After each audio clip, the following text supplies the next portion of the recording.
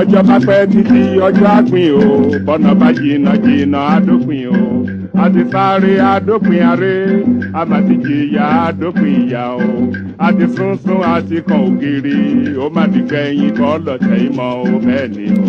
ilé òní gbóná kárẹ́nu omi kọ́lé ayé òní kóró kálọ̀ dífá ọ̀run o láyé náà la ó wà títà ó fi ṣẹ́gun lójú àwọn ọlọ́tẹ̀ ẹkún akọjá òkùnkùn ajímọ́lẹ̀ fáwa ọmọ Yorùbá ọjọ́ ayọ̀ súnmọ́lé o.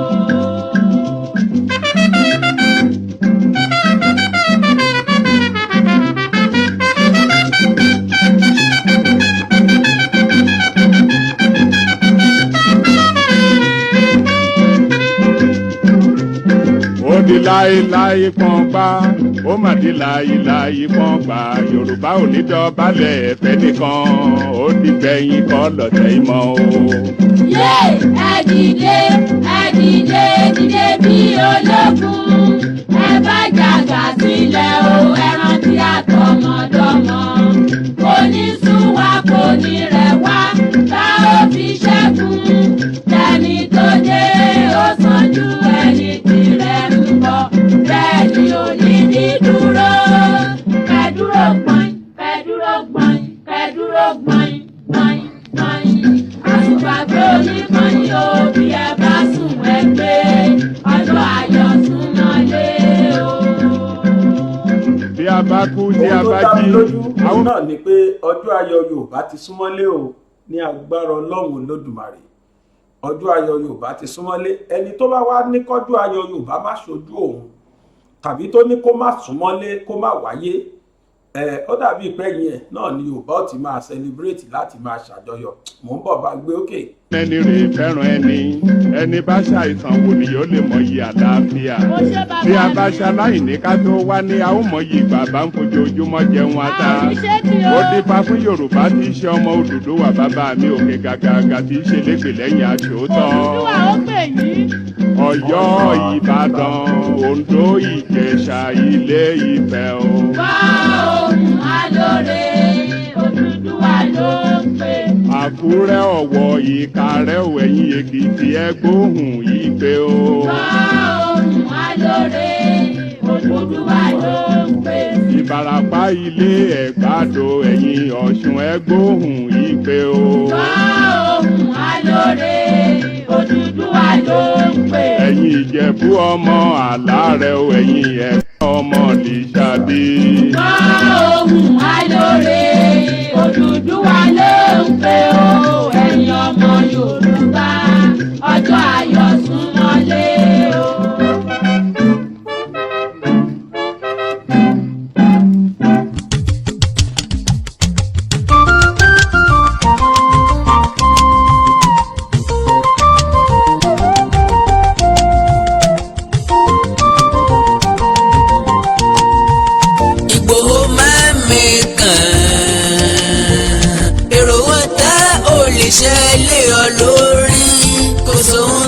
ṣẹlẹ̀ wá borí ogun kọlọ́run rọ ẹ̀bì àwọn tó kú lọ́gàn o.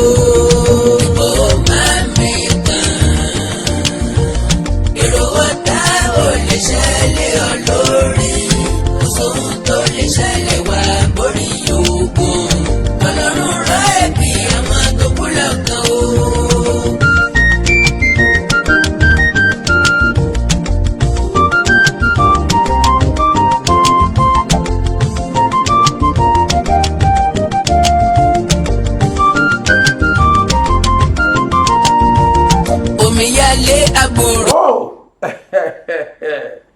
Ìgbòho Mámìkan òrò ọ̀tá kò lè ṣẹlẹ̀ ọ lórí lágbára Olódùmarè wọ́n ní ọwọ́ tí ọ̀gẹ̀dẹ̀ bá gbé ara ẹ̀ náà ni ó fi lù padà àfiwé ọ̀rọ̀ lásán ni kì í ṣọ̀fọ̀ adúpẹ́ lọ́dọ̀ Olódùmarè ọba tó tún gbà wá láyè lónìí wípé ká kojú wa kó tún ríra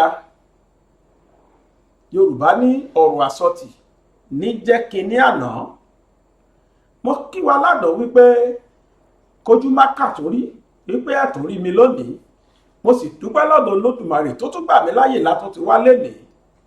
Ó yẹ ẹ bá ń ké sálára o, ẹ bá ń ké sájèrò, ẹ bá mi ké sí ọwọ́ àrọ̀gbọ́n àga wípé ètò Yorùbá Nation Now ti jáde lórí ìkànnì BGI TV Bàbá Gbàgede Ìmọ̀ tẹlifíṣàn.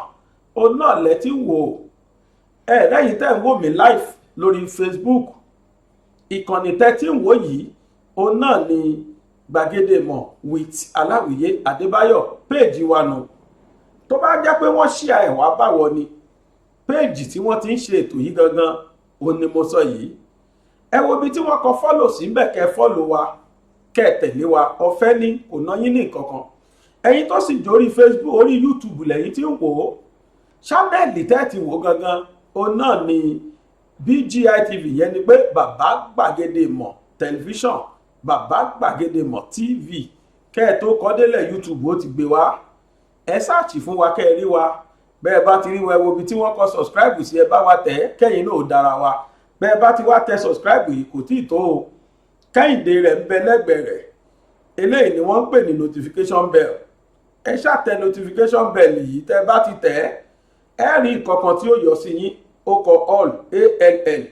Tẹ́ bá tẹ̀ yẹn náà ṣe rí títẹ̀ yẹn túmọ̀ sí pé gbogbo ètò tí ta bá ti ń jù síta láti inú BGI TV, yẹn ni pé Bàbá Gbàgede Ìmọ̀ TV, gbogbo ẹ̀ náà ni wọ́n máa wá gbé alamí fún yín, wọ́n máa gbé notification wá. Ẹ̀yin tẹ́ wò wá látòrí Facebook, àwọn kùdìẹ̀kùdìẹ̀ kan, àwọn èròjà tá ń fi sínú ọbẹ̀, àwọn kan wà nínú ẹ̀ tó jẹ́ pé orí YouTube nìkan lẹ́ti rí tí ò sí lórí Facebook.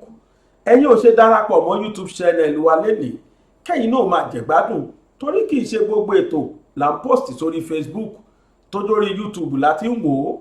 Ẹ̀yin náà máa bọ̀ ẹ wá darapọ̀ mọ́ wa lórí YouTube. Lẹ́ẹ̀kan sí YouTube channel wa, òun ni Bàbá Gbàgede Ìmọ̀, Bàbá Gbàgede Ìmọ̀ TV. Kẹ́ ẹ tó kọ Bàbá Gbàgede tán wá ti bá yín kọ, ẹ sá kílíkì lórí ẹ̀ wọ́n gbé yín lọ́bẹ̀.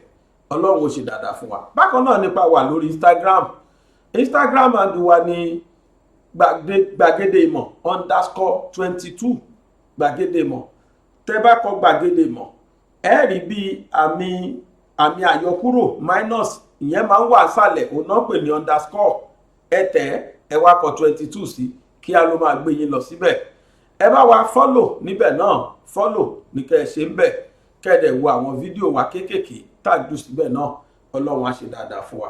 Ojú tẹ́ fi wò mí ò ní fọ́ o, etí tẹ́ sì fi gbọ́ mi, etí náà ò ní di lágbára Ọlọ́run. Mo dúpẹ́ lọ́dọ̀ Olódùmarè ọba tó dá mi, ọba lónìí, ọba lánàá, ọba ní ọjọ́ gbogbo, ọba tó wà ní sánmọ̀ keje. Kódà àwọn kan tún níbi tó wà gan tún ju sánmọ̀ keje lọ. Ojú kò kúkú rírí, gbogbo ọgbà ojú lòun sì ń rí. Etí tó gbọ́ rí òun náà létí Musa alayhi salam àtàwọn ànábì Ọlọ́run kọ̀ọ̀kan, àwọn yẹn gbóhùn ẹ̀ rí ṣùgbọ́n wọn ò rí sójú. Ṣùgbọ́n òun rí gbogbo ojú, ó dá wa mọ̀, gbogbo tó mọ̀ ló mọ̀, gbogbo tó dá pátá ló mọ̀, kò sí tí ò mọ̀ ń bẹ̀. Ló ṣe jẹ́ pé òun lọ́bọ olùdá, òun lọ́bọ olùpèsè, òun tún wá lọ́bọ oníkápá. Kò sí bẹ́ẹ̀ dá ṣe lè lóhùn ya wèrè tó, Ọlọ́run kápá rẹ̀, torí pé abẹ́ àtẹ́lẹsẹ̀ Ọlọ́run ló wà. Ọlọ́run lè tẹ́pa nígbàkígbà. Tó àdúpẹ́ fọ́lọ́run tó dá wa. Ọlọ́run yóò wá tí jẹ́ kí wọ́n torí èmi àti ẹgbẹ́ dígà. Ayé ò tí dúró ìṣẹ́jú kan fún wa. Ẹ̀jẹ̀ àjọ dúpẹ́ lọ́dọ̀ Ọlọ́run. Ọlọ́run, èmi dúpẹ́ tèmi lọ́dọ̀ rẹ o. Ó fún mi lójú ó ní máa rí, ó fún mi létí ó ní máa gbọ́, ó tún fún mi lẹ́nu ó ní máa sọ. Tó mo dúpẹ́ lọ́dọ̀ Ọlọ́run. Dúpẹ́ tiẹ̀ náà. Láìpẹ́ yìí ó la fi fídíò kan síta lórí YouTube wa nìkan ló sì jáde sí. Ni mo ṣe ń sọ pé ẹ̀yin tẹ́ wà lórí Facebook miss tẹ́ bá ti join wa lórí YouTube. Ọ̀rọ̀ Timothy Adégòkè ọ̀rọ̀ tó ti bẹ́yìn yọ, in tó tún jáde ń bẹ̀, ẹ lọ wò lórí YouTube. A ṣe fi síta kò tí ju 30 minutes, tó bá ti tó bẹ́ẹ̀ gan ó wà lórí YouTube lọ́wọ́lọ́wọ́. Ẹ̀yin tẹ́ sì ti wò kọjá lórí YouTube, ẹ ṣeun. Ẹ̀yin náà rí pé kutuku hu ń bẹ̀, gbọ̀ngàn sọ ń bẹ̀ kutuku sì hu. Bá ti máa mú wá tàbá tó ti rí information rẹ̀. Tó ọ̀rọ̀ yẹn kọ́ la wá sọ bí, ọ̀rọ̀ tó kan àwa àti Yorùbá, ọ̀rọ̀ Yorùbá Nation tó sì tó kan olóyè Sunday Igboho, òun náà la wá sọ. Ǹjẹ́ jẹ́ mọ̀ pé bí eré à ń pè ní ó mà ti ń làrónú eré la pè ní ìjọ́ kìíní àná tí wọ́n dá olóyè Sunday Igboho dúró. Èmi tí ẹ̀ bá wọn gbé information gbà náà torí tí mo gbọ́ ni mo sọ, tí mo sì wá ìfìdí kókò káàkiri tí mo rí pé ibìkan náà ló já sí. Báwo ni ìbá ti wá rí ńgbà náà ká lóòótọ́ ni lórí wípé ńgbà tí wọ́n gbólóyè Igboho ńṣe la rò pé wọ́n máa fílẹ̀ ní kíákíá. Tí wọ́n bá sọ fún èmi yìí pé olóyè Igboho wá tó oṣù 4 nínú ìgbèkùn wọn ní Benin Republic, èmi kí ní àníkẹ́ tó sọ bẹ́ẹ̀ tú dànù, torí mi ò nígbàgbọ́ láéláé pé ó lè tó àsìkò yìí. Àmọ́ kìí ṣe pé olóyè déédéé wà níbi tó wà. Gbogbo ẹnu ni mo fi sọ fún wa wípé iṣẹ́ àwọn Yorùbá àgbààgbà Yorùbá lẹ rí yẹn. Mo fọlọ́run ọba búra. Díẹ̀ báyìí ni Tàlàbà nù bèjì wípé wọ́n gbé olóyè Igboho síbi tí wọ́n gbé sí yẹn. Díẹ̀ báyìí ni Yorùbá làwọn ní Buhari àtàwọn kọ́wọ́ọ̀tẹ̀ díẹ̀ ni wọ́n ṣe ń bẹ̀. Ìjọba Buhari ṣe díẹ̀ báyìí ni wọ́n ṣe nú ẹ̀.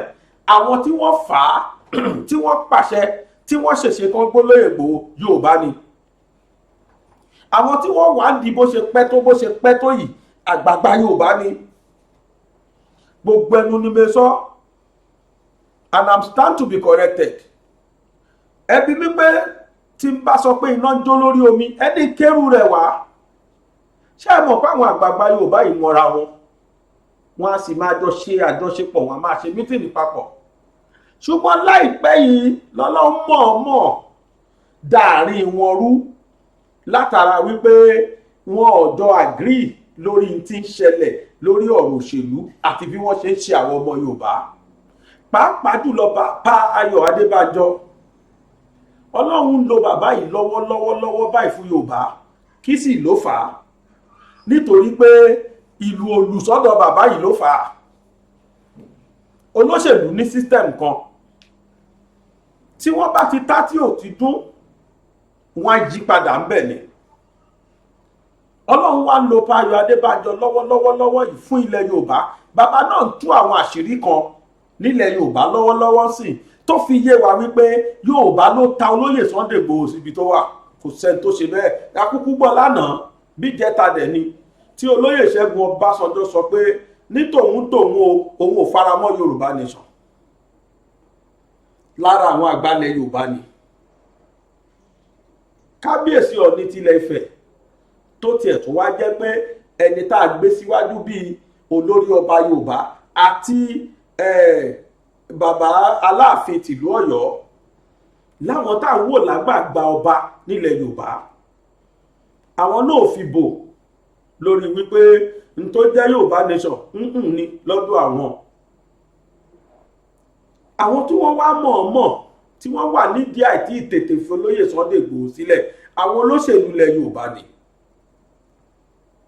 Ìjọba Yorùbá fẹ́ bọ́nú eléyìí. Ọmọ wa tá a bí lù wa tí ò já fún nǹkan míì tí kìí ṣe pé ipò kódà olóyè Sunday Igboho sọ débi wípé tá a bá gba Yorùbá nation tán ìwọ kódò tó pe Ọlọ́run sí ìwọ Ọlọ́run o má jẹ́ kóhun ó dupò kankan nú ẹ̀ má fọ́hun nípò kankan nú ẹ̀. Ó dìídì sọ ni pé òun ò já nítorí nǹkan míì ó ní kí lòun fẹ́ tọ́lọ́run tó tí ò ti ṣe fóun. Ó lóun ọmọ akúṣẹ̀ tẹ́lẹ̀ tálákùtà ó lè wá wo bọ́lọ̀ ń ṣe sí òun. Ó lè wọ́n tó gbọ́ òun lọ́lọ́gùn ọlọ́kọ̀wé táìmù ara wọn ni bàbá yìí sọ ohun tó jẹ́ wípé téèyàn bá ń gbọ́ ohun tọ́mọ ọkùnrin yìí sọ ẹ rí i pé kì í ṣe ẹni tó yẹ kán lọ tì wọ́n níbì kankan. Àwọn ọ̀rọ̀ tó sọ òdàlúrú ìṣesí tó ń ṣe òbàlújẹ́ kí ló wá dé? Kò sí ṣẹ́ṣẹ́ tó ṣe olóṣèlú jù pé wọ́n ní tòun o n tó jẹ́ 2023 lọ́kàn ẹ fagilé. Kò ní ẹ má dupò yín kò ní ẹ má lẹ pósítà kò ní ẹ má campaign kò ní kẹ́ ẹ má dìbò yín. Ẹnu tó sọ ni pé ní Yorùbá tó bá tẹ̀ lóhun tòun òun àtàwọn Yorùbá táwọn nírònú papọ̀ kò sí tó jẹ́ 2023 lọ́dọ̀ àwọn. Kí ló wá sọ tó burú nú ẹ̀? Ṣóhun nìkan ló kọ́ sọ ni? Ẹ lọ wo gbé tí wọ́n ń ké lọ́wọ́lọ́wọ́ sí ilé Haúsá lánàá yìí ni mo sì play fídíò fẹ́yìntẹ́ ẹ bá mi wò wọ́n wò lọ́wọ́lọ́wọ́ sì wà ń bẹ̀ kì í pé 24 hours lánàá yìí ni mo sì ṣe fídíò kan tí àwọn ọmọ Àrèwá àwọn ọ̀dọ́ Àrèwá kóra wọn jọ tí wọ́n sì wá ń sọ̀rọ̀ sí búbù. Kí wá lolóyè Ìgbòho ṣe tó di pàtàkì tí Yorùbá wá ń ta dànù nítorí ipò nítorí ń tá jẹ? Káti ẹ̀rọ lọ́kàn wa páwọn tí wọ́n lo ipò yìí lánàá gbogbo ni wọ́n bá dé. Ààrẹ àkọ́kọ́ lu Nàìjíríà onda ẹnìkan jẹ prime minister Nàìjíríà, where is he today? Ẹ tó kọ́ jẹ president Federal Republic òun dà. Àwọn tí wọ́n jẹ president láyé Shehu Shagari, where is he today? Nnamdi Azikiwe òun dà. Muritala Muhammed tó jẹ tìlú fẹ̀ tí gbogbo ayé yìn òun dànà. Ibẹ̀ ló yẹ kẹ́ ẹ ti jókòó kẹ́ ẹ ti rò pé kò sí tó ń jẹ́ permanent champion, temporary ni current champion ló ń wà. Àwọn tí wọ́n fún Sirin tẹ̀lé lánàá ṣebí lójú wa ni wọ́n ṣe wà lé ni wọ́n dẹ̀ fọ́kalẹ̀ náà lè jáde mọ́. Where is Ibrahim Babangida? Molowa ẹni tó dìde lánàá tó lóhun ní chairman ABN, Association for Bastard Nigeria, tó ní kó má dìbò 1993 ó ti yé yín Molowa ẹ̀wọ́n ọmọ Yíbò ni ọ̀fìn wosù àbùkí ló jẹ́. Where is he? Gbogbo wọ́n wà nílẹ̀ bí arọ, wọ́n wà láyé bí aláìsí. Táyé ò gbóhùn ọmọ rárá. N tó máa padà sẹ́yìn tí ìfẹ́yìn náà ni gbogbo ẹ̀yin tẹ̀ ń talẹ̀ Yorùbá tẹ̀ ń ta ọmọ Yorùbá jáde. Ṣebí n tó máa padà gbẹ̀yìn ẹ̀yin náà rèé. Kí ló wá le tó yìí kí ló dé? Mo fẹ́ mú wá sí mẹ́mórì wa nǹkan tó lóyè Ìgbòho sọ pé òun jà fún tòun. Àníṣẹ́ ó lóun ò dupò. Kìí pé a máa gba Yorùbá nation tó máa lò fẹ́ jẹ president kò sí inú ọ̀rọ̀ ẹ̀.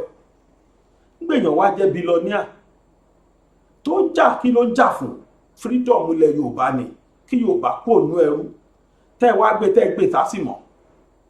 Ẹgbọ́n nǹkan tí Fáyọ̀ Adébánjọ wí ó dẹ̀ dá mi lójú pé pẹ̀lú gbèsè táwọn ẹni ìtìbẹ̀ sí ní gbé yìí Yorùbá máa gba freedom yẹn sẹ́ẹ̀. Ọdún ayọ̀ Yorùbá ti súnmọ́ lẹ́sẹ̀ ní tó dá mi lójú ni. Kódà láìpẹ́ mo mọ̀ pé olóyè Ìgbòho wá kó òbí tó wà yìí. Mò ń bọ̀ ẹjẹ́ àgbọ̀ Fáyọ̀ Adébánjọ. Ṣé ní ti Tinubu mi ò fẹ́ sọ̀rọ̀ nípa ẹ̀ pé kọ́ máa ní iṣẹ́ mi sọ òun ni ò jẹ́ kó di ààrẹ. Mo fẹ́ kọ́ pẹ̀lú Buhari kọjọ tẹ́ lọ́wọ́ ara wọn. Kọ́ máa ní Ayọ̀ Adébánjọ ló sọ báyìí. Tó tẹ́ bá tún sọ tèmi àníyàn ló jẹ́ kó di ààrẹ. Kọjọ tẹ́ lọ́wọ́ ara wọn pé òdo ló gbọ́dọ̀ òrùlọ ló parọ́ fúnrọ́. Ó fi Nàìjíríà ó fi ilẹ̀ Yorùbá ó fi tajà yìí. Gbogbo ibi tó wà ilẹ̀ Yorùbá tí ó yẹ kó dá sí kò dá sí. Ẹ wo Sunday Igboho ìjọba lọ ka mọ́lẹ̀ láì lẹ́sẹ̀ torí pé kílẹ̀ Yorùbá ilẹ̀ Yorùbá ká gbòmìnira wa pẹ̀lú torí ìṣekúṣe tí àwọn ìjọba Buhari ṣe pé òfin tẹ fi ń lò wá yìí àwa kọ́ la ṣe ẹ padà sófin tí a fi tí àwọn òyìnbó gbélé wa lọ́wọ́ òfin táwọn lọ́wọ́ àsìkò àti Jàdánà tó fọwọ́ sí ìgbà tá a máa dominira ẹ padà kó tó jà fún nìyẹn. Ìgbòho dẹ̀ gbé ọ lọ sí kóòtù ní Àbújá ẹ̀yìn lè dá kóòtù lẹ̀ Àbújá dẹ̀ ní ẹ fi Ìgbòho lẹ̀ iṣẹ́ ò ló ṣe kó ṣeṣe kan kẹsàn owó fún gbogbo ẹ̀kọ́ tẹ bàjẹ́ tẹ pààyàn sílẹ̀ kẹsàn ìjọba kóòtù ìjọba ni o ṣùgbọ́n Buhari tó ní òun dẹ̀ ti yí padà á mọ̀ pé ìjọba alágbára lòun ló ṣọba jọjà lónìí ó dẹ̀ ló ti yí padà ìkó táwọn èèyàn bá sọ irọ́ gbogbo ẹ̀ kò ṣe bẹ́ẹ̀ o gbogbo ẹ̀ gbà ó fi hàn àwọn èèyàn wa àwọn ní jìbìtì tó láwọn ní odòwò yìí. Lọ́sẹ̀ tó kọjá ọ̀gbẹ́ni Ṣífàkàndé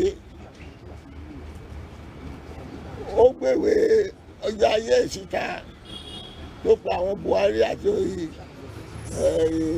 Tinubu síbẹ̀ àti gbogbo àwọn onírọ́ tó wà ní APC gbogbo ọgbà ló tó jọ síbẹ̀ àwọn tó fi rọjà ayé tó fi gbogbo agájà ìṣèjọba ó wá sọ bẹ́ẹ̀ pé Ayọ̀ Adébánjọ tẹ́ ń polo àwọn Afẹ́nifẹ́re bí ṣe ló bẹ̀rẹ̀ sí pariwo lórí Tinubu pé kó kọ́lé fóun nílé náà ló gbé ní ìlú bẹ́ẹ̀lẹ̀ ilẹ̀ làwà yìí gbogbo ilẹ̀ tí máa gbọ́ ọ̀pọ̀lọpọ̀ ní àjọbí sí lára pé wọ́n fọ́tílẹ̀ nínú details ilé yẹn ọlọ́run kó ìfẹ́ sọ̀rọ̀ púpọ̀ tó lọ́rọ̀ tó sọ yẹn tábà máa sọ àmàsọ àrọ̀ àdàbí ọ̀rọ̀ rẹ̀ máa sọ pé ló ẹ̀ ṣépè fún nítorí pé ó fi ibi ṣolóore mo sọ bẹ́ẹ̀ torí dé bá bẹ̀rẹ̀ sí ní sọ àwọn nǹkan tẹ́bi ṣe yàtọ̀ sí pé mo rí nípa ọ̀rọ̀ bí sátífíkẹ̀tì ẹ̀ ti rí ni o wọ́n ti bí nínú tí mo fẹ́ yìn pọ́n tó dẹ̀ mọ̀ bẹ́ẹ̀ tó dẹ̀ rò pé òun ló máa parúurọ́ tí ò ṣe sọ gidi. Primary school 1940 ló rà lọ́wọ́ bàbá Oníṣìírí ẹ̀jẹ̀ bá jẹ́ ọmọ Èkó ẹ̀ máa bó Oníṣìírí kì í ṣe àkọ́bí o bàbá Ìdòwú Oníṣìírí ló rà lọ́wọ́ ẹ̀ ní ogún pọ́ùn ilẹ̀ yẹn 45 by 100 feet ni tí mo máa ń tẹ̀lé wọn lọ gbàtà lọ́wọ́ bẹ̀ màmá kọ́ bọ́gà lọ sí ṣùgbọ́n gbà tí máa tún kọ́ tí ó fi kú Oníṣìírí òṣèré fún mo láti lọ bá kọ̀ bí ìyẹn ọmọ ẹgbẹ́ à máa kọ́ létí ìbàyàn ará ìdìbò ní dọ́kúmẹ̀tì ẹ̀dá gẹ́gẹ́ bí lọ́ọ̀yà àpòmọ̀ pé tí ó bá rẹ́jísà purchase ti tiẹ̀ evidence of payment ni kì í ṣe evidence of ownership tí bá dẹ̀ bá rẹ́jísà kẹ́wọ́ láti pàtó lẹ̀ yá ló dẹ̀ bá ṣàyẹ̀ fún mi bọ́ lọ bá Àkànbí Oníṣìírí àjọṣe politics mi gbà mí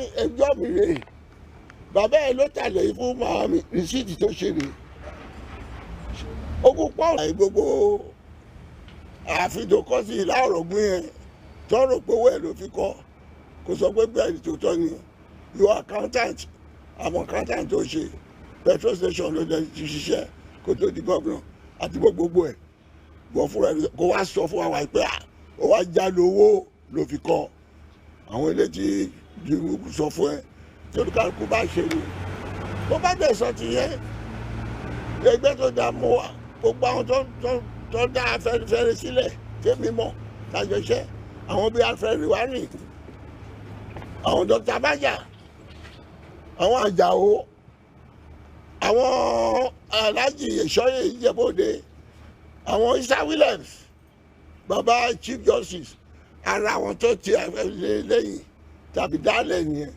ọ̀ dìbò ṣùgbọ́n àwọn olùgbàgbé wọn àwọn yẹn náà dáwọ́ fún wa àgbà táwọn ẹ̀ṣọ́ gẹ́nẹ́sì ṣe tó sọ oṣù fún wa àwọn yẹn làwọn gbà iṣẹ́ ọ̀dà wa wò pé ká ṣàṣiṣẹ́ kílẹ̀ Yorùbá gbé rí kí Nàìjíríà gbé rí káwọn ṣáàdì nǹkan tó fẹ́ ṣe nìyẹn kọ́ dìbò kọ́ lọ kọ́wé ìlú jẹ kọ́ àfihàn akọ́lé káàkiri yẹn náà ṣe yẹn náà máa fi para wọn torí ìdìbò ṣé ní ti Tinubu mi ò fẹ́ sọ̀rọ̀ nípa ẹ̀ pé kọ́ máa ní iṣẹ́ mi sọ òun ni ò jẹ́ kó di ààrẹ mo fẹ́ kọ́ pẹ̀lú Buhari kọjọ tẹ́ lọ́wọ́ ara wọn kọ́ máa ní Adébáyọ̀ ló sọ báyìí tó tẹ́ bá tún sọ tèmi àníyàn ló jẹ́ kó di ààrẹ kọjọ tẹ́ lọ́wọ́ ara wọn pé òdo ló gbọ́dọ̀ òrùlọ ló parọ́ fúnrọ́ ó fi Nàìjíríà ó fi ilẹ̀ Yorùbá ó fi tajà yìí gbogbo ibi tó wà ilẹ̀ Yorùbá tí ó yẹ kó dá sí kò dá sí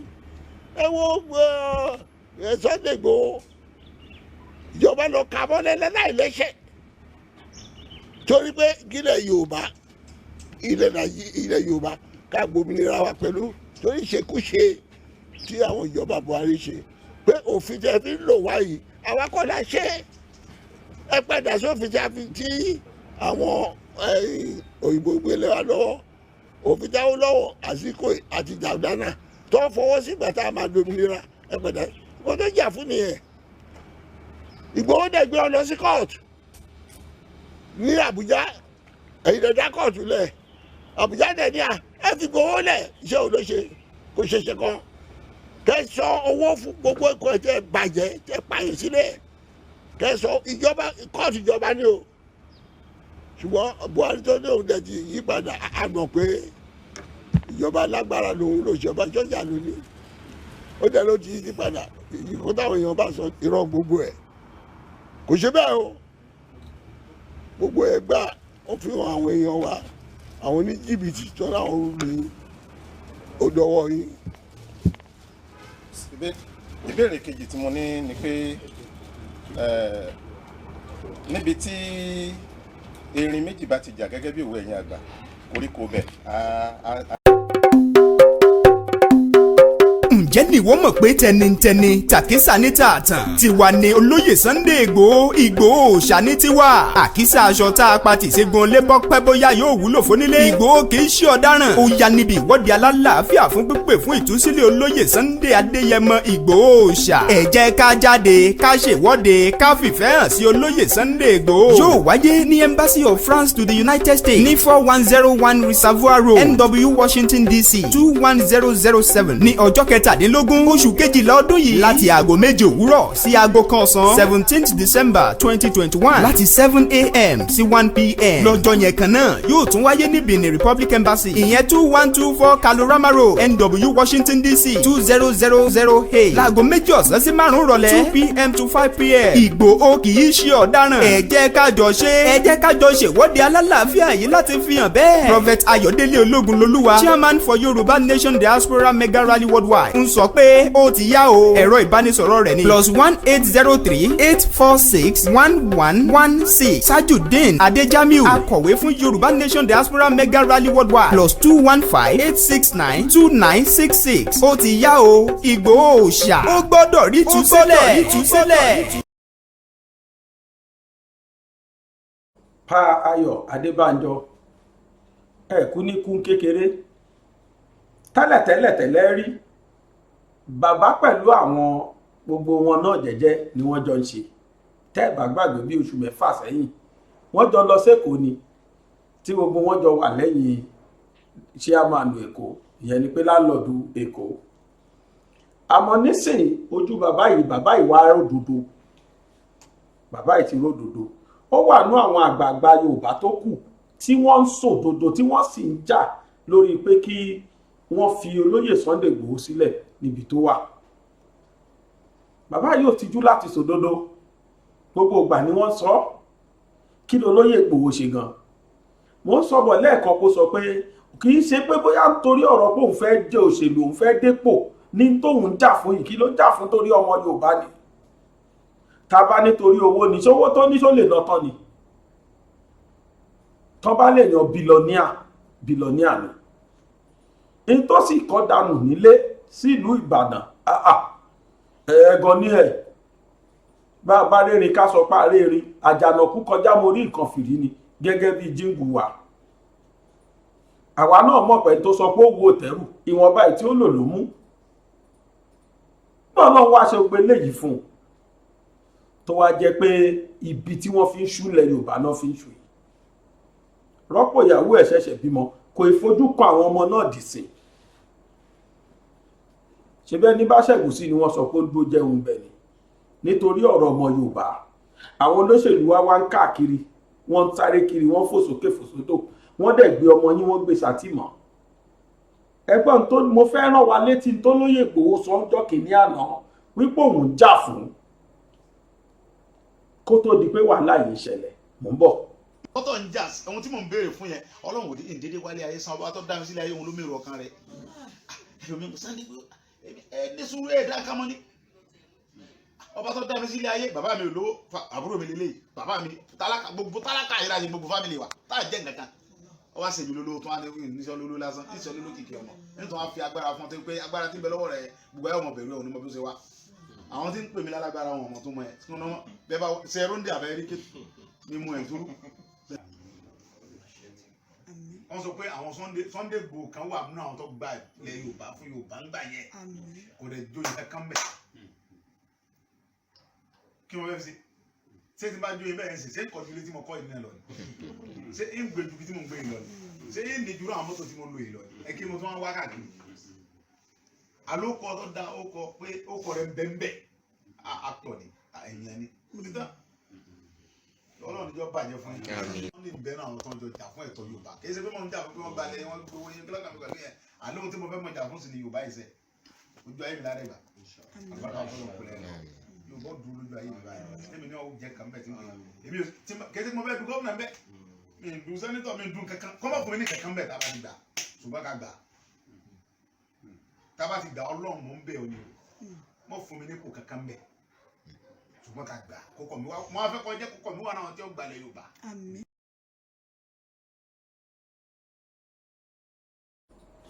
inú mi dùn pé kó kúkú mọ̀ kan máa gbé òun kó tó sọ tó sọ jáde lẹ́nu yìí kì í ṣe kó fẹ́ dupò kì í ṣe kó fẹ́ ní kẹ́ má jẹ tẹ́ fẹ́ jẹ ibi tẹ́ fẹ́ dé kò ní kẹ́ má débẹ̀ olóṣèlú wa ń ṣe wọ́n ṣèṣe wípé bámúbámú ni mo yó àwọn ò mọ̀ pé bí pọmọ ẹnì kọ̀ọ̀kan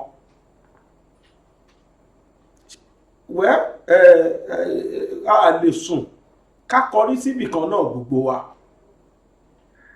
tí kì bá ṣe bẹ́ẹ̀ ni só yẹ ká tó rí ẹnikẹ́ni nínú ọmọ Yorùbá kí wọ́n polówó òbò dọ́dọ̀ wa ṣá kínú wa tún máa dùn ká tún máa jó tẹ̀lé wọn ẹ kí ni ìṣìírí ẹlẹ́wọ̀n wa ti ń sago mọ́wọ́ ìta lọ́la àti ìdé yìí abá ti gbàgbé ni ìwòyí 2019 wà rí tá à ń jójó òpònú kiri kò tí ẹ̀ tẹ́mi ìwọ̀nba owó tó tún kù lọ́wọ́ mi tó yẹ kí n fi jẹun ojoojúmọ́ ni máa ń sọ mo lọ ra minerals jọ ìdùnnú mi dùn ni pé búbù wà bẹ́ẹ̀ òun ló ṣe president sẹ́ èmi àtẹ̀yàn kan ajáta nọ́ra wa yíyí lórí kíni búbù ló máa wọlé Sowore ni àti Buhari àti Sowore lórí wọn láti dọ́njà èmi mú Buhari òun mú Sowore òyìnbó ní who laugh last laugh best ta ni wá rẹ́rìn inú wá sí those people saw future tó bá ní demand that saw future àwọn tí wọ́n rẹ́yìn ọ̀la tí wọ́n mọ kí ni ó ṣẹlẹ̀ tọ́lọ́ wá ní ó máa ṣẹlẹ̀ lójú ayé wa táwa tá àmọ́ tó máa ṣẹlẹ̀ wá blame ara wa.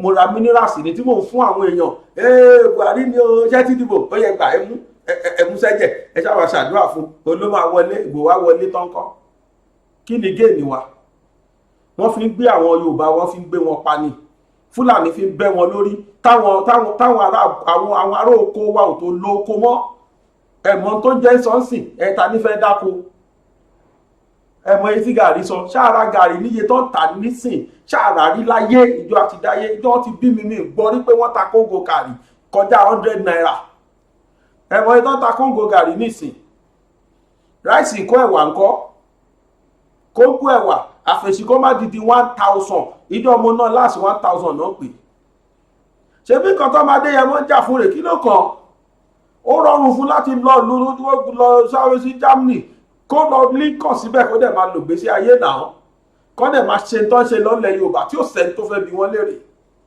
bẹ̀ tó ní rárá ó ní kó orúkọ tòun náà wà núwèé tán wípé òun náà wà náà tó gbalẹ̀ Yorùbá wọ́n wá gbé tán gbogbo Yorùbá ò sọ kankan oníkálukú lùlù kò kàn mí wọ́n ń gbàpò tí lọ́tún wọ́n ń gbàpò tí lọ́sì ni a fẹ́ di president a fẹ́ di governor a fẹ́ di yẹn ló wà lórí ẹ̀mí wọn wọ́n ń ṣojú yíyan Yorùbá mẹ́bọ kò sẹ́nikẹ́ni nínú yín tó tiẹ̀ ríro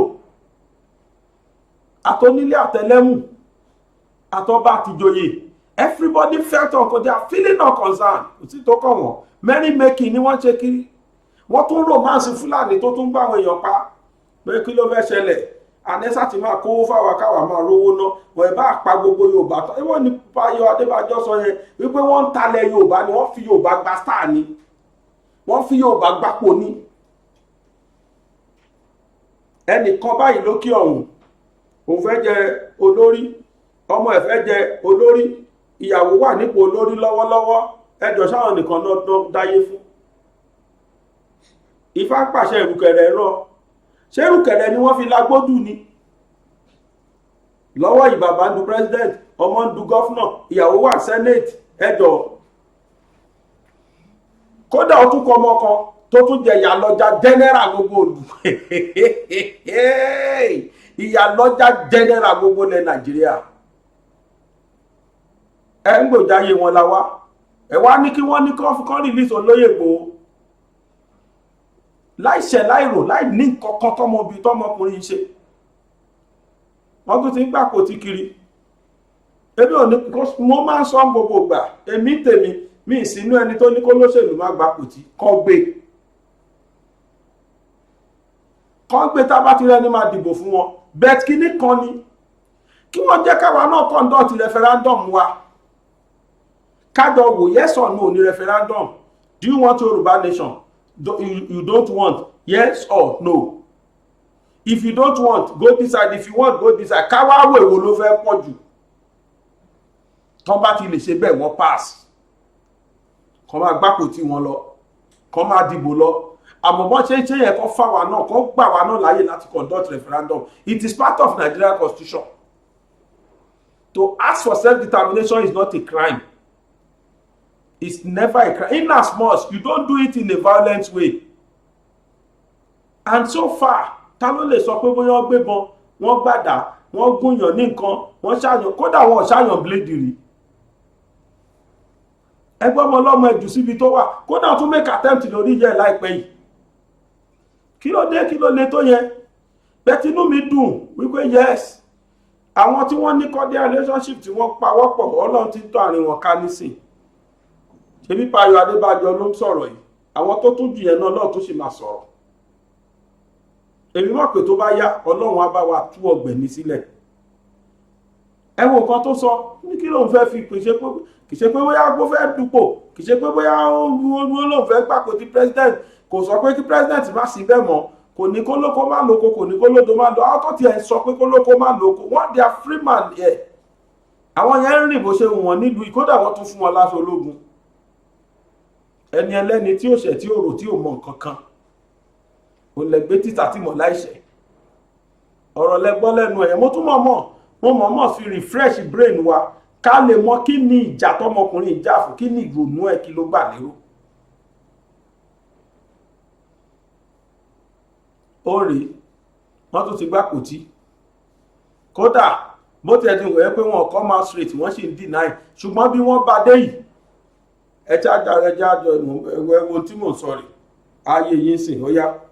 was visiting the state for the 29th edition of the National Micro, Small and Medium Enterprises Clinic, was welcomed by the governor of the state, Hope Uzodinma, and a crowd of supporters under the aegis of the National Coalition Group, who have been campaigning across Nigeria for the vice president to run for president in the upcoming elections. Well, let's take a quick look.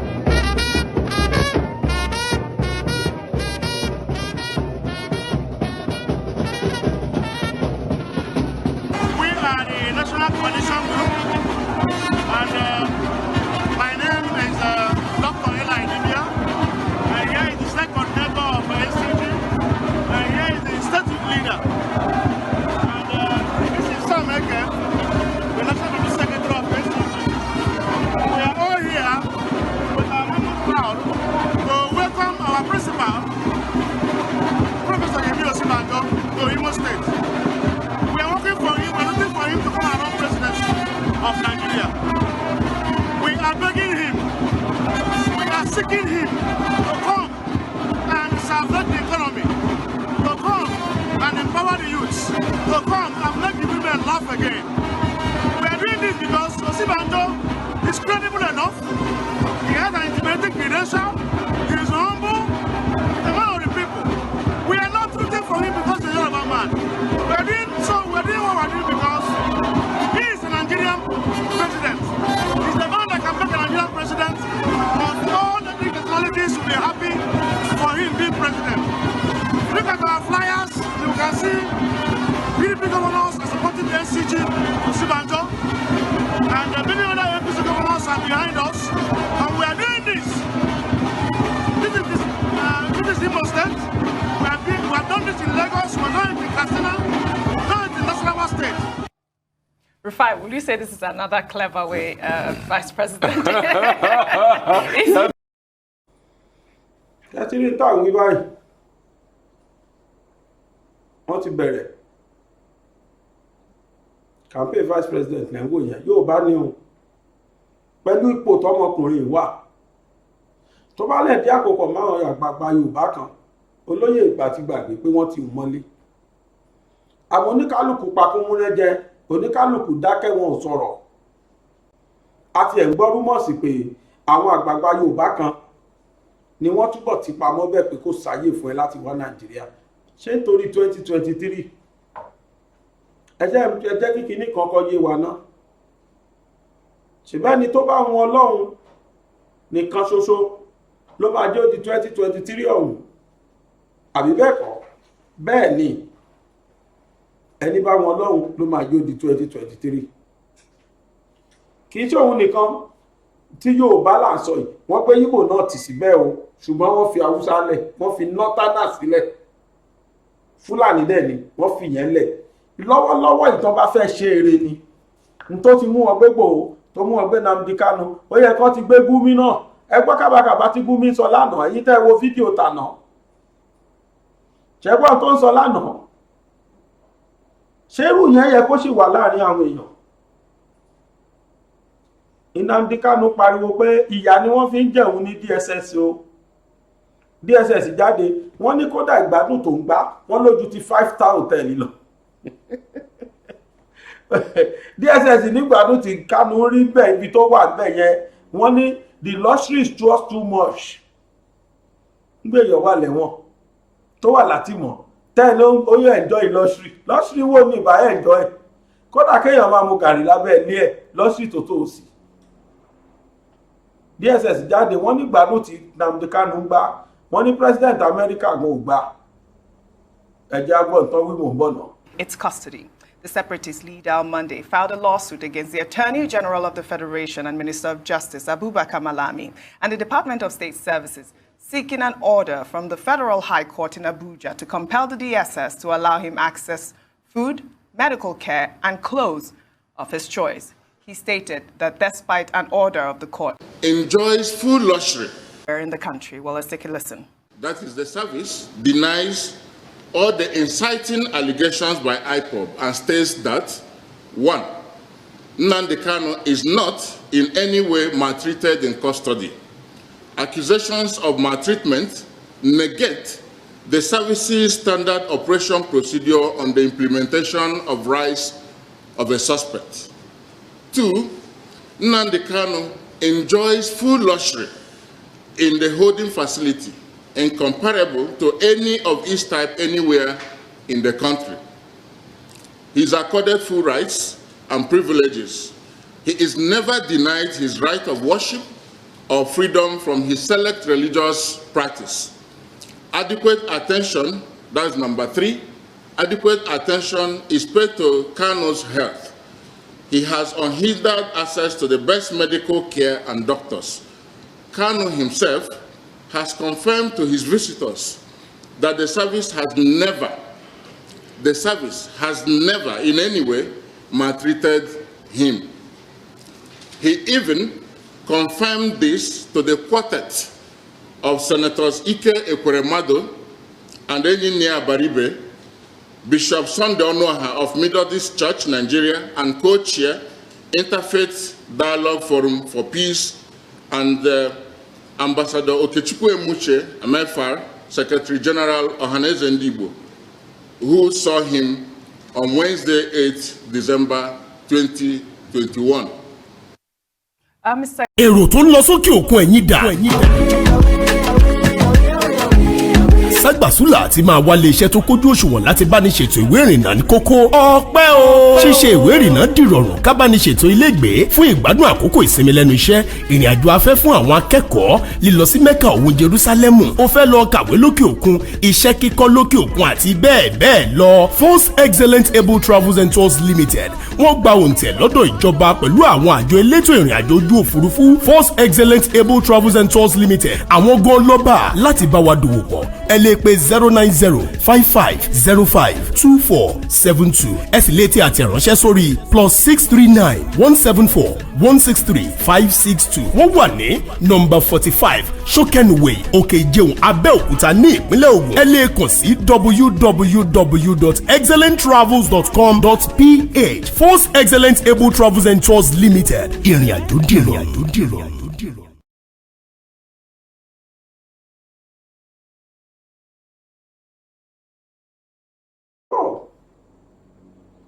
ṣé ẹ ti pa gbádùn tí Nnamdi Kanu ń gbá lọ́wọ́lọ́wọ́ báyìí DSS ní kódà wọ́n ló ń gbádùn yẹn gidi tààrà ni o, wọ́n ní kò sí tó ṣẹlẹ̀ sí ìyẹn ní kọ́kọ́. wọ́n ló ní access sí medical care tí wọ́n ń fún lójúmọ́.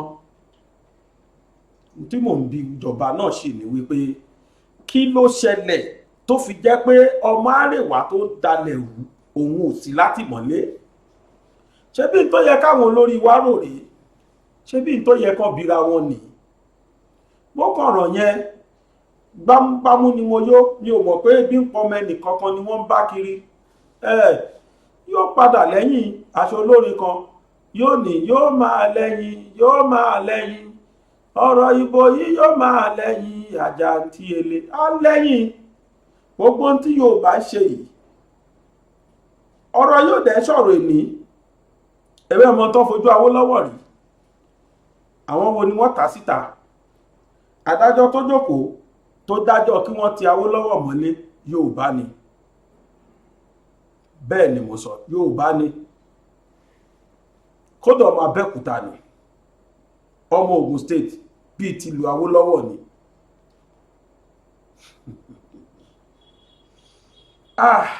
Ó ga o. Ó tún dayé Abíọ́lá, kí ló tún ṣẹlẹ̀ sí i?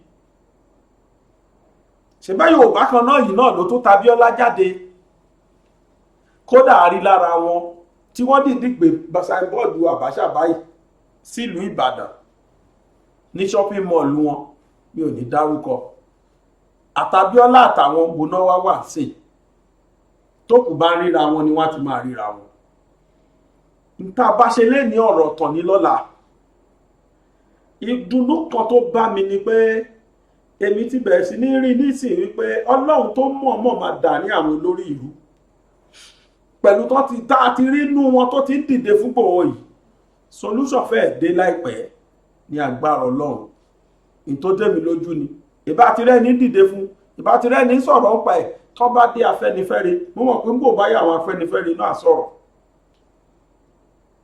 Láti gbọ́ ọmọkùnrin ilẹ̀ ló sí pùjù. Tí àwọn olórí wa bá dìde mọ́ra wọn, tí wọ́n lọ sàbújá tó lọ bá láńlọ́ọ̀dù Àbújá pé ọmọ wa tó gbé afẹ́ kó gbé lẹ̀ pàṣẹ fún Talon lágbára kankan. Ó kàn jẹ́ president dànù síbẹ̀ lẹ́ni o. Bisikíìtì ní lọ́wọ́ Nàìjíríà, bisikíìtì figurehead president. In fact ẹnìkan sọ pé 37th state nínú Nàìjíríà ó ní Benin. Ẹ mọ̀ pé 36 Nàìjíríà ní pẹ̀lú federal capital territory 37. Ó wá ní the 37th state tí federal capital jẹ́ 38. Òun náà ni Benin jẹ́. Definitely Benin is just like a state under Nigeria, being controlled by landlord Abuja. Ntó bá ní kàn ṣe ni. Wọ́n bá sọ pé lénìí ẹ fi ọmọkùnrin sílẹ̀ lẹ́sẹ̀kẹsẹ̀. Ẹ̀rù ń bà Talon fúnra rẹ̀ gan, kò mọ̀ tó lè ṣe mọ́. Ṣé tó ti ń dúnkokò mọ́ tó sì mágbára tó wà lọ́wọ́ Nàìjíríà? Ẹnìkan sọ́nù right up ẹ̀ pé tí Nàìjíríà bá wúkọ́ orí á máa fọ́ Benin níbi tó worst dé. Ẹ̀yin mọ̀ tó fi ra wọ́n lẹ́pọ̀n, ẹ mọ̀ agreement tọ́jọ́ rí. Bẹ́ẹ̀ bá lè extradite ẹ ṣáàjẹ̀ owó àánú incarceration bẹ́ẹ̀ tá fi ṣe 2023 tán Ọlọ́run ò dẹ̀ ní fún wọn ṣe. Gbogbo ẹni tó bá ní kó lóye wà bẹ́ẹ̀ yẹn di 2022 kò ní jáde lójú ẹ̀, kì í ṣépè. Ká tó wá sọ̀rọ̀ 2023 ní agbára Ọlọ́run, ọmọ ọlọ́mọ ò ṣẹ̀kọ̀rọ̀. Nǹkan tó ń sọ fún wa ni pé kíyà má jẹ Yorùbá kú. Yorùbá ní òṣàbò lè gbèmí ṣe mí bó ṣe bá mi. Tẹ́ bá ti mọ̀ pé ẹ lè gbèjà wa, ẹ fi wá lẹ̀ jẹ́ kẹ́ni máa gbèjà wa tọ́lọ́ fẹ́ lò sábàbí. Torí Ọlọ́run nìkan ló ń gbèjà ẹ̀dá. A máa wá lo àwọn ẹ̀dá èèyàn ní sábàbí. Tó bá jẹ́ lódodo tí mo nígbàgbọ́ sí tí mo dẹ̀ dúró lé lórí ni pé tó bá jẹ́ lódodo Ọlọ́run gbé Sunday Igboho dìde o, ló ránṣẹ́ o. Ọlọ́run tó ránṣẹ́ ò ní filẹ̀, kò ní gbàgbé ẹ̀. Ọlọ́run ò ní gbàgbé ẹ̀. Láìpẹ́ ó dá mi lójú pé dídùn báyìí lọ sọ̀ọ́sọ̀. Mò ń bọ̀. Ẹ jẹ́ ká gbọ́ nǹkan ní fún wa ní ilé ọjà wa. Mò ń bọ̀.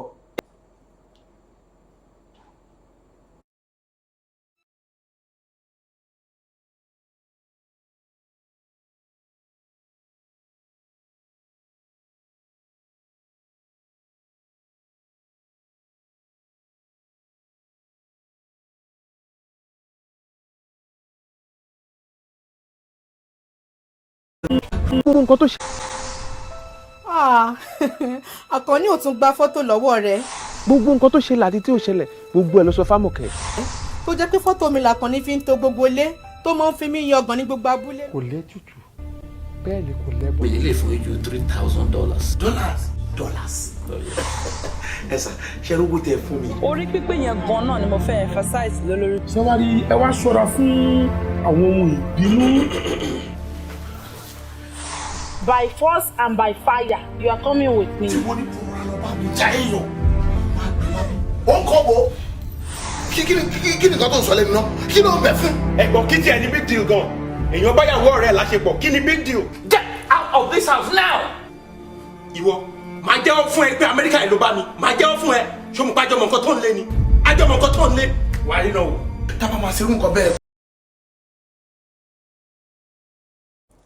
májẹ̀mú Amẹ́ríkà lẹ́wọ̀ yìí májẹ̀mú Amẹ́ríkà eré oníṣe kan ni tó jẹ́ pé ó kọjá làákàyè eré tó sọ pa kádàrá ẹ̀dá eré tó sọ nípa àwọn tí wọ́n wà nílùú òkèèrè kí ni tó ń ṣẹlẹ̀ sí wọn eré tó ń sọ nípa ọkọ pẹ̀lú ìyàwó kí ni tí ń ṣẹlẹ̀ nínú ilé wa gan pàápàá sí àwọn ọmọ àgbèrè jáde nínú ṣánẹ́ẹ̀lì wa ìlágbára Ọlọ́run ọ̀fẹ́ lẹ́wọ̀ nínú ṣánẹ́ẹ̀lì wa yìí gbogbo àwọn eléré ilẹ̀ Nàìjíríà 90% wọn ní ẹnìkan wá láti Amẹ́ríkà tó wá kó lọ sílùú Amẹ́ríkà 90% fídíò tẹ́ wò yìí 90% ẹ̀ ló jẹ́ pé Amẹ́ríkà ni wọ́n ti ṣe ṣùgbọ́n fẹ́ láṣọ ẹ̀ fún yín lórí ìkànnì wa yìí BGI TV orí YouTube nìkan ni o kò sí lórí Facebook ẹni tó bá subscribe fún wa tó tẹ̀lé wa lórí YouTube nìkan ni ó wo fídíò yìí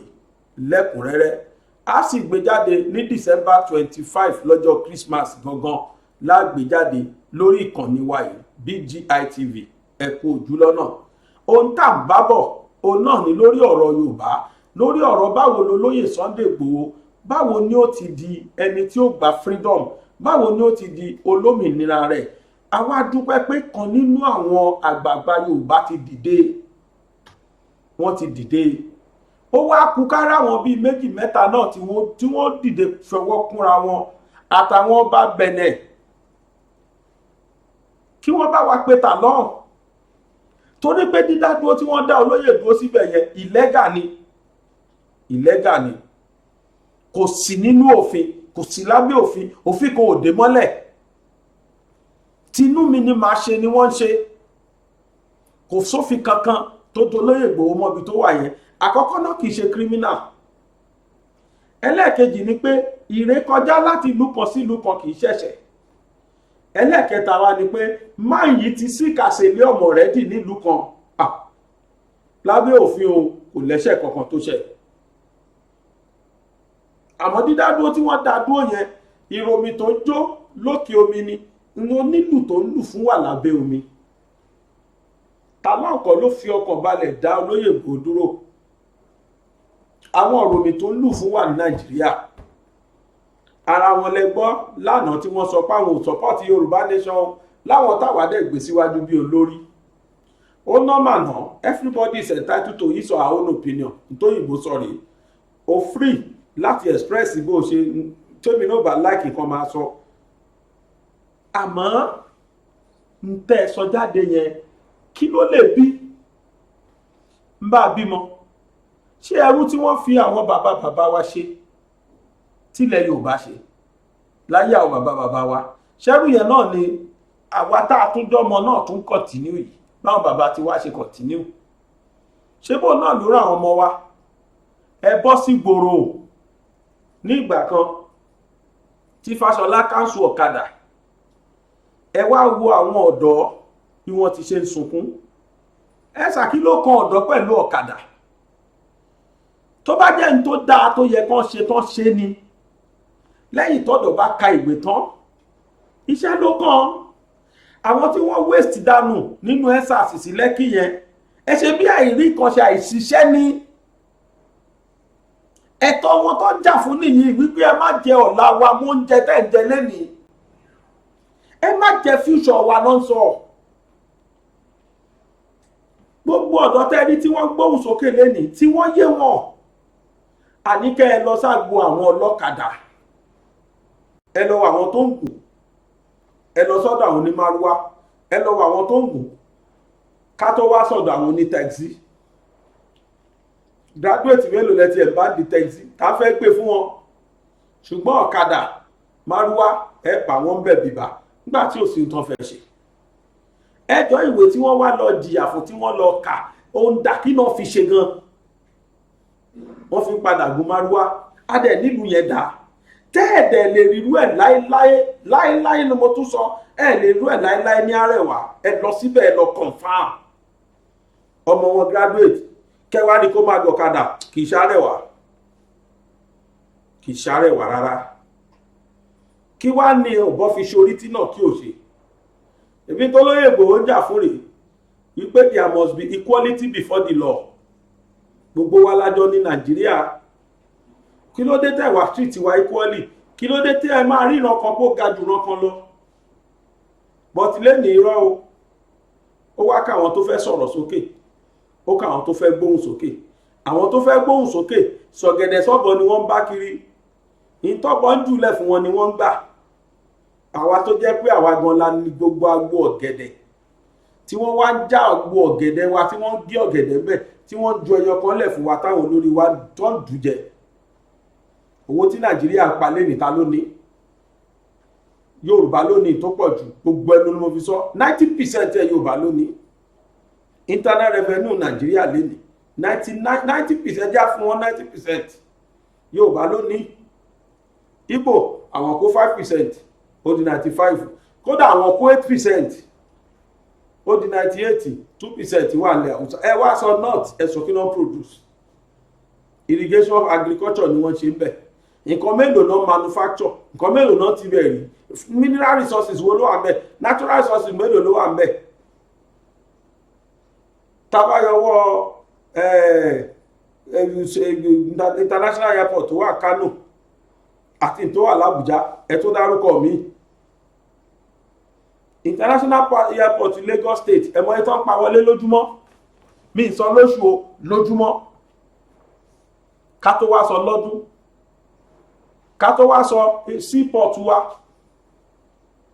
nígbà bá pa gbogbo ilé ìkìlọ̀ fìdá ìyà tó jọmọ Yorùbá tó ń pa lọ nú ẹ̀ náà ni ṣebí táwọn ògbó ní jà fún láyé ìgbà ẹni làwọn Sàrọ̀ wíwá ń jà fún gbà ẹ tó fi di pé wọ́n execute ẹ̀ dànù ìlú yẹ olóòótọ́ kì í lẹ́ni wọn ò fẹ́ gbódòdó ọ̀rọ̀ wọn ò fẹ́ òótọ́ ọ̀rọ̀ wọn ò láìkì òótọ́ ọ̀rọ̀ ẹ sá máa sọ ẹ sá yẹ ká máa fìyà jẹ yín kẹ́ máa dunnú sí ẹ̀ẹ́dọ̀rẹ́ wọn àmọ́ ká máa fìyà jẹ yín kẹ́ máa complain ẹni bá complain yẹn máa dọ̀tá wọn lẹ́sẹ̀kẹsẹ̀ tí kì bá ṣe bẹ́ẹ̀ ni Baba Lai Muhammed wọ́n jáde lánàá wọ́n ní the best administration yìí ni the best government tí Nàìjíríà ever ní wọ́n ní government yìí ni wọ́n ní government to take care security bí government yóò sì ṣe rọ́wá ni Yorùbá lẹ ní sọ̀rọ̀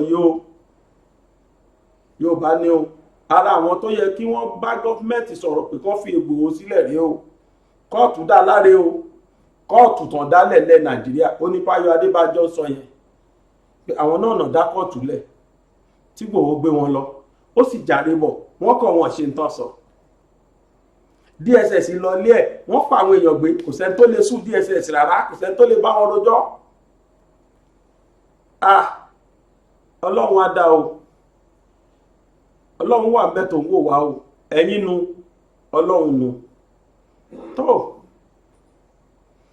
ẹ jẹ́ á máa lọ lé wa wá ti sọ ti wá o ṣùgbọ́n mo mọ kinní kan mo mọ kinní kan tútù báyìí lọ́sọ̀ máa sọ ń gbẹ̀yìn àdúrà mi sọ́lọ́run ní kí December yìí tó jálẹ̀ ká gbọ́ròyìn ayọ̀ wípé olóyè Sunday Igboho jáde ìgbésẹ̀ táwọn èèyàn ń gbé lábẹ́lẹ̀ tá a lè sọ síta kọ́lọ́njó materialize kọ́lọ́njó rí bẹ́ẹ̀ ní agbára Ọlọ́run oníyanṣẹ́ ọlọ́kàṣe gbogbo ẹ̀yin tí ẹ bá wà jẹ tènúgbó iná ni mo dúpẹ́ lọ́wọ́ ẹ̀ ẹ̀yin tẹ́ ẹ ti darapọ̀ mọ́ wa lórí YouTube ẹ mísì tó pọ̀ o àwọn iye nǹkan tá à ń ṣe síbẹ̀ yẹn tí a ṣe sórí ibi social media míì ẹ wá darapọ̀ mọ́ wa ẹ ṣàṣàṣì fún Bàbá Gbàgede Ìmọ̀ TV kíákíá lẹ máa rí wa bẹ̀ ẹ subscribe fún wa kẹ́ẹ̀dẹ̀ tẹ notification bell Ọlọ́run á ṣe dáadáa fún wa ojú tẹ́ fi wò mí ò ní fọ́ o etí tẹ́ sì fi gbọ́ mi ò ní di èmi náà ni aláwìyé adébáyọ̀ sàbúrì ọmọ ọba tíṣà alámẹ́kúta mo fàṣìkò yìí sọ fún wa pé láyọ̀ mo dẹ̀ kí gbogbo ẹ̀yin mùsùlùmí jùmọ̀ tó mubarak láyọ̀. ọba dókítà adédọ̀kun ọmọnìyí àṣọlá bọ́lárìn aróyin kẹ́yè kínní ọ̀ràngún ti ìlú òkè ìlá ní ìpínlẹ̀ ọ̀ṣun ẹ̀yin yan wa mo rọ̀ yín o ẹ máa bá mi wo BGI TV bàbá gbàgede olólùfẹ́ yorùbá ni ó fẹ́ òótọ́ sísọ ó máa fẹ́ràn àwọn ènìyàn ó fẹ́ràn wa nílẹ̀ yorùbá ẹ máa wo ibi tó yẹ ká máa bò ní gbogbo ìgbà ibi tá a bá dẹ̀ ti lè ran ilé iṣẹ́ yìí lọ́wọ́ ẹ jẹ́ ká ràn wọ́n lọ́wọ́ wọ́n ń ṣe nǹkan tọ́lọ́run nìkan wá ṣe ni ojú wa ò ní fọ́ o etí wa ò ní di o iléeṣẹ́ náà kò ní dàrú iléeṣẹ́ náà á máa dàgbà sókè ni BGI TV ẹ má fi ṣeré ẹ máa wò lóòrèkóòrè.